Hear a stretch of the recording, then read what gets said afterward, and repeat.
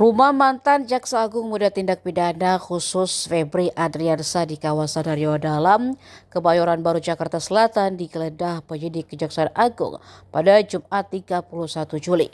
Berbeda ketika tim penyidik Polri yang hendak melakukan penggeledahan, kali ini tak ada penjagaan oleh personel TNI. 3 jam penggeledahan berlangsung, mulai pukul 6:30 hingga 9:30 malam. Penyidik menyita sejumlah dokumen yang diduga berkaitan dengan penyidikan kasus dugaan tindak pidana pencucian uang yang menjerat Febri Adriansa. Kepala Pusat Penerangan Hukum Kejaksaan Agung, Anang Supriyatna, mengatakan dokumen yang disita akan dianalisis untuk memperkuat pembuktian dan konstruksi perkara. Penyidik juga akan mengajukan permohonan persetujuan penyitaan kepada Pengadilan Tindak Pidana Korupsi sesuai ketentuan hukum yang berlaku. Kejaksaan Agung menegaskan proses penyidikan terhadap perkara tersebut akan terus dilakukan secara profesional, transparan, dan sesuai dengan peraturan perundang-undangan.